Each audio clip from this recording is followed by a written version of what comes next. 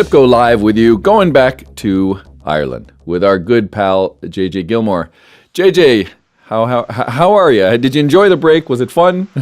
It was great, but you and I just kept talking, so it was great. Yeah, I know. It's. I wish we had one of those shows where it's sort of just 24/7, almost like a reality show meets politics meets culture meets music without like bogus soap opera drama. I don't know. Is that possible?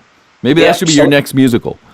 Yeah, you should call it Celebrity Juice. The word celebrity, though, it gives me the willies. You know, that's why I left L.A. I'm just sort of done with this. So everybody in L.A. is a celebrity, or in the business, or or using their fingers to do quotes, which is really kind of crazy. But all right, so Julian's going to cue up Me and You. This is a third song. Now we've heard Georgie, and we heard I Might Give In. None of which are on any sort of compilation album or whatever. So back up a little bit and tell me, Georgie, of course, about George Best. This was from a musical that's wrapping up this week. I Might Give In. What was that from? That was from my second album, second solo album. It was called The Boy Who Didn't Fall. And that was a record deal that Miles and I got. We brokered together with an Italian label, an Italian-French label. A guy called, I can't even remember his name. It was Gino, some name as if he made the name up. But he was a real character. Oh, wait, the sort of small, slight guy with longer hair? That's him. I know this guy, right? D'Angelo Di Napoli. Angelo Di Napoli. I know Angelo Di Napoli. He is a character. He's a caricature of himself. He's like right out of... He's like the Italian Ratatouille. He's fantastic. Great guy. Everything went okay with you guys, right? Everything was fine. All good things come to an end. So we did the record deal with him because I was out on tour with Steven Segal and he was on the same record label. Yes, he was.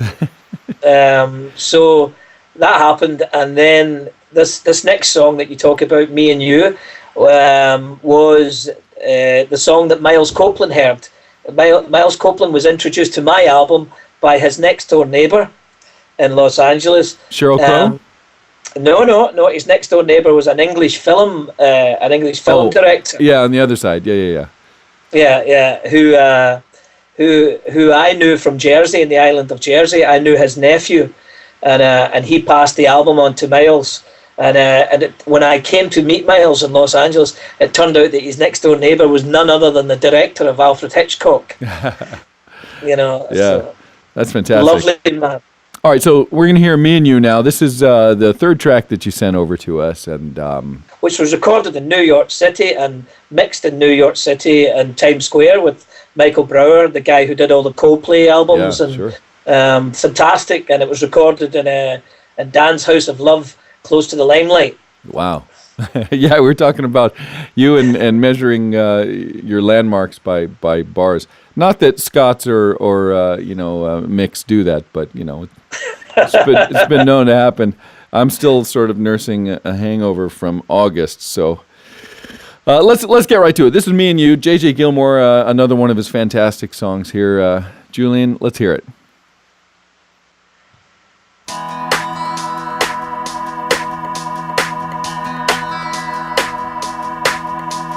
Now that you're back here, what do you want, dear? You moved away from here in the American dream.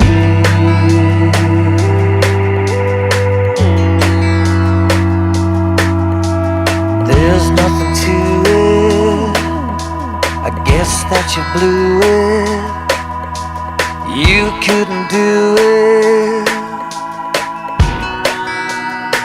You fell apart at the sea.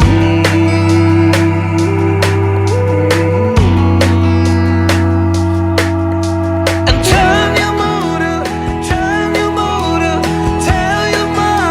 to turn your motor along. And don't you bother, we don't care if you. Love this song. The Coldplay engineer, what was his name? Michael Brower. Yeah, wow. I mean, I love that it's like that snare was really squished down, or if it was a rim shot, whatever that main percussive instrument was in the beginning. How much do you rely on studio, bells and whistles? You're an organic guy, Yeah, I mean, I think because we deliberately wanted to make that song sound a bit crafty at the start, and a bit just as if the whole thing was going wrong. He was thinking about the American dream, and it was all going a bit pear-shaped, and right. And then towards the end, it starts to pick up as he realizes things are going well. Right. And then the whole band comes in. But Michael Brower is an amazing guy. I mean, we mixed the album in Times Square. I can't remember the name of the studios. I think it was Rack Studios, although I think that's wrong. I can name a couple bars nearby. Maybe that'll help pinpoint the location. Exactly, next to the Half King in Chelsea. All right. But anyway, he's an amazing engineer. I mean, an amazing mixing guy, and right. I speak to Michael from time to time. I mean, I don't need bells and whistles. I just at my concerts now, when you come to see me now, it's just me and an acoustic guitar. I did that tour all across America with Steven Segal, just with me and my acoustic guitar. And, yeah. And I was selling $2,000 a night in CDs just from playing five or six songs a night. Yeah, that's amazing. I remember that tour. You and I both have spent some extended time with Segal. What was your take on him? I was with him for about a year before you were, for a year. Yeah. And I've got an opinion or two about life with Segal. What was yours? I mean, I think he was very Hollywood, but I think it would be very difficult not to be Hollywood if you were Steven Seagal. Right. I think he lives in a completely fictitious world. But, well put. That's very well put. But I think that's unavoidable for someone like Steven Seagal. Yeah. Whereas 2 or 3 years previous to meeting Steven Seagal, I met Johnny Depp in France, who was a big fan of my music, and he spoke about me coming down to play his club, down in the Boulevard. The Viper Room. Yeah, and he said that to give him a call. He gave me his telephone number to give him a call, and he would come down and play some guitar with me. And the difference between Johnny Depp and Steven Seagal was vast. Night and day. Yeah. Yeah, and I think that Steven was. I don't know. I found him to be a really unusual guy, and I found him to be. I don't know how to best describe him, but I think the best description of Steven Seagal is he definitely lives in Hollywood. In all aspects. Yeah. Well, if you could fit more information between the lines, I think you'd be some kind of nuclear physicist or something. But I read you, and I kind of feel the same way. Definitely lives in Hollywood. It's a fictitious sort of environment that he's created in his head, and it's this kind of nebulous, floating ego thing. I'm not necessarily saying anything bad about it. I just think it's just completely detached from reality. I mean, I truly think that he believes that he is the character in his movies. Of course, his own hype. I mean, that's Yeah. I mean, he's a llama. I mean, not not the animal, but the religious figure is. Yeah, I mean, I think it's more sad than bad. Yeah. Well, I don't know. Are you aware that he's got like a lawman show out here now, where he's sort of tags along with cops and goes in on busts and things like that? Are you aware of that? And it's like this big TV deal now. Well, I mean, listen. I hope that is the case. You know what I mean? Because I don't think his musical career was going to last too long.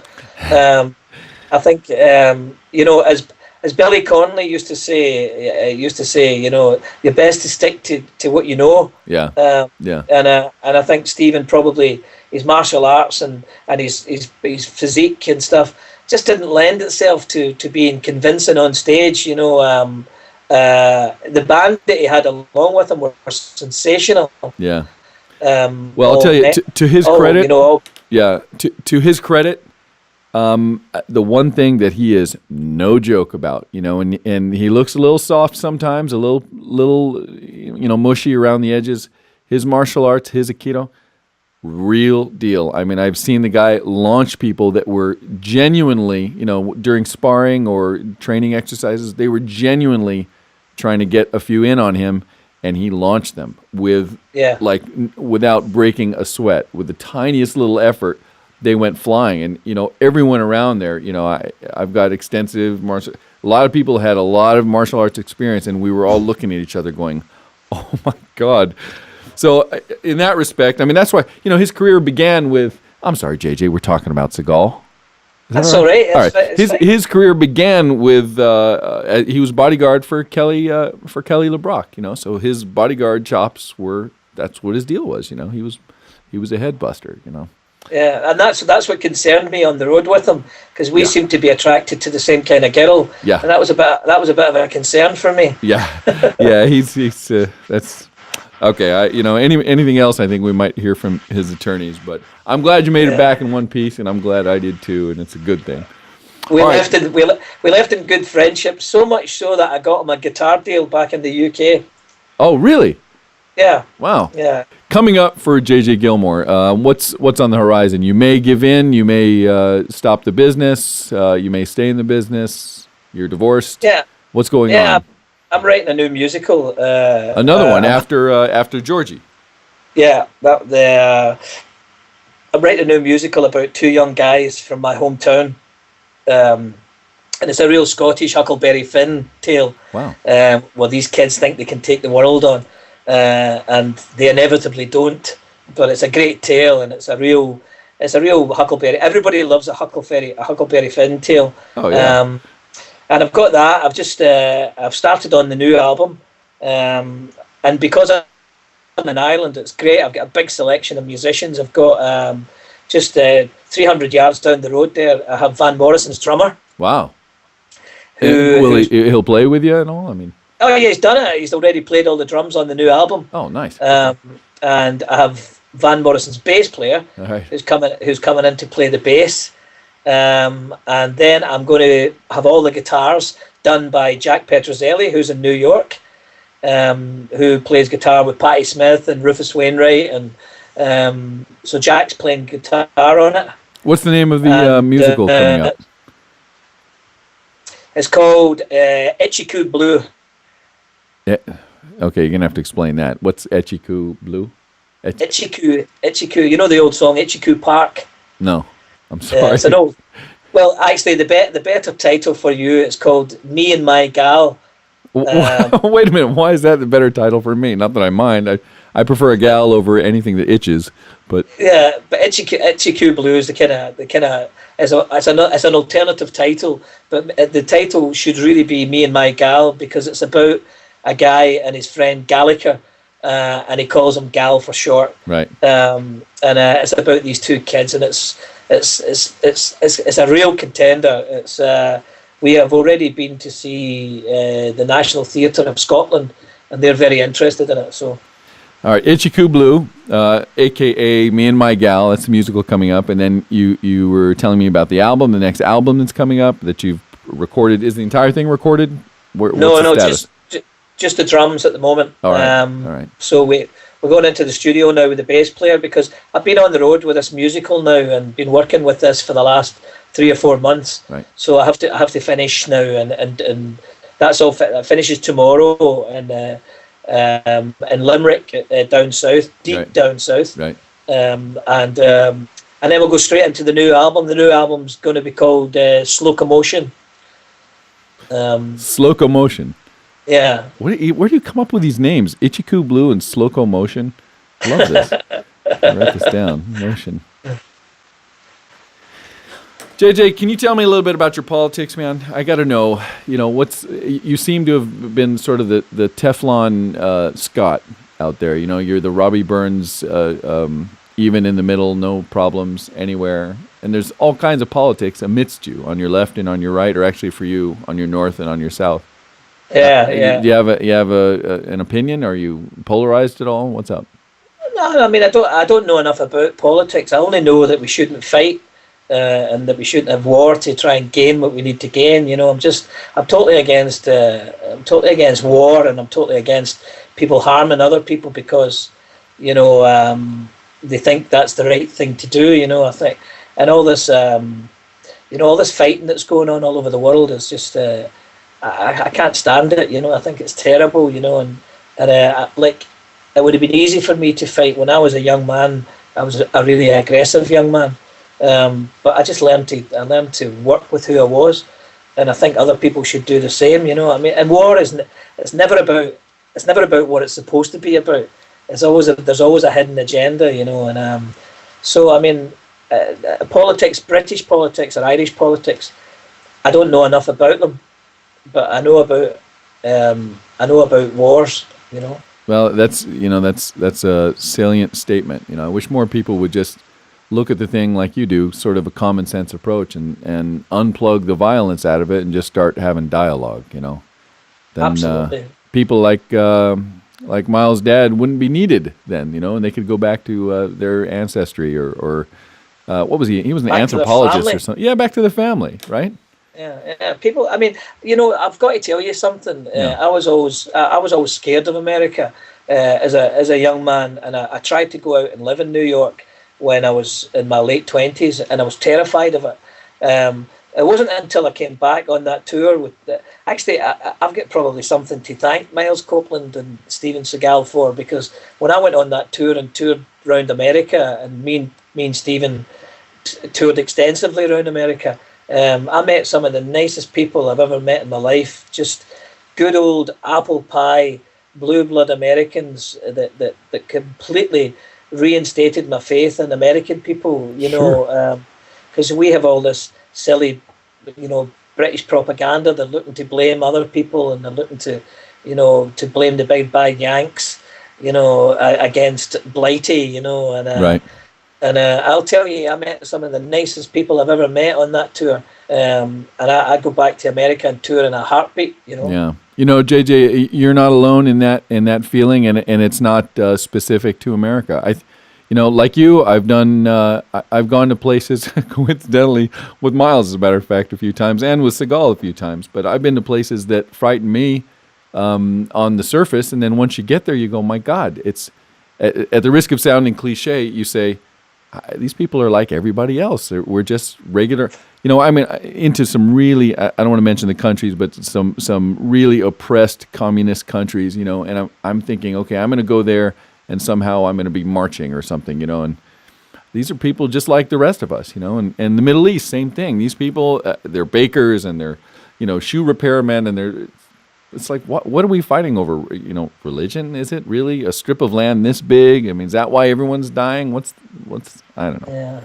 I ran away from the UK when I was 17 because Britain were fighting against the Falkland Islands. Right.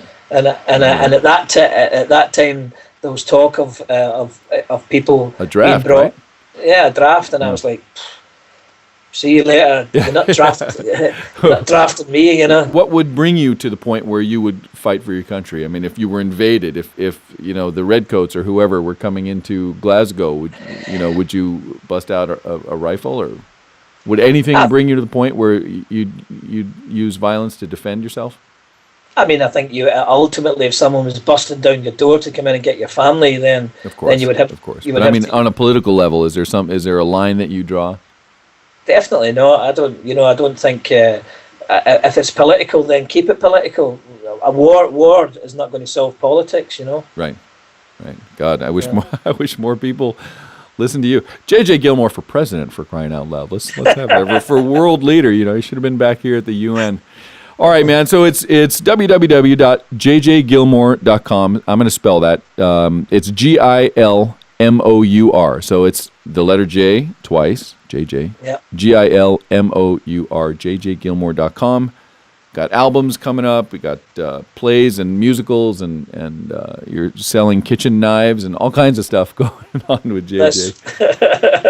Hey, man, I can't thank you enough for coming on with such short notice, and I wish you all the best. Please, when you're in New York, come here, bring your guitar, and leave Segal at home, and we'll have you on, all right? We'll bring the big man with us. He's not that big. Well, he occupies airspace, so I guess. All right, it's Stipko Live. Thank you so much again, JJ, and from Ireland, and we'll see you soon on Stipko Live here in New York City. Take care. Top of the morning.